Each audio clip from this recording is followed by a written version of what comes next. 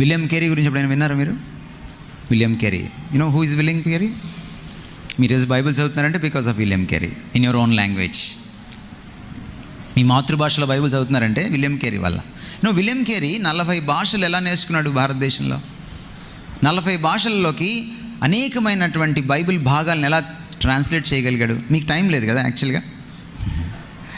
మీకు ఒకవేళ పాస్టర్ గారు ఒక పావు గంట ఎక్కువ ప్రసంగం చేస్తే మీరు వాచ్ చూసుకుంటారు. మళ్ళీ చర్చ అయిపోయిన తర్వాత మీరు వెళ్ళరు, బయట మాట్లాడుతూ ఉంటారు చాలాసేపు. మీరు చాలా గొప్పవాళ్ళు. కానీ పాస్టర్ గారు పావు గంట ఎక్కువ ప్రసంగం చేశారనుకోండి, మీరు వెంటనే టైం చూసుకుంటారు. విలియం కేరీ అలా చూసుకోవాలా? William Carey early in the morning లేవగానే ఆయన గ్రీక్లో, హీబ్రూలో బైబిల్ చదువుతాడు, టీ తాగుతాడు.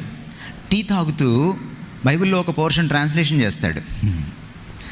ట్రాన్స్లేషన్ చేసిన తర్వాత మళ్ళీ స్నానంకి వెళ్ళొచ్చి బ్రేక్ఫాస్ట్ చేసేటప్పుడు మళ్ళీ ఒక మున్షి వచ్చి ఇంకొక బైబిల్లో ట్రాన్స్లేషన్ అంటే ఇంకొక లాంగ్వేజ్లో ఆయనకి చెప్తూ ఉంటే ప్రూఫ్ రీడింగు దాన్ని కరెక్ట్ చేస్తూ ఉంటాడు.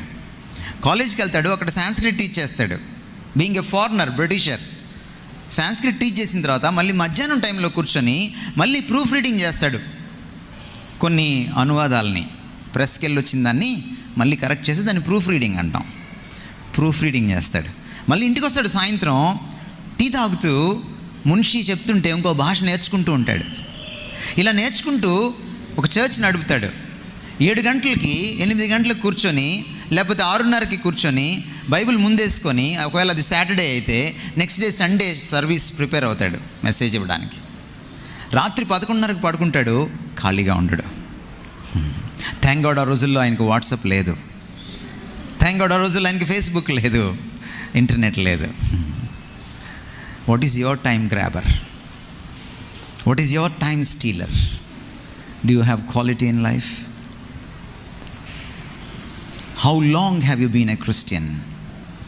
Did you produce anything?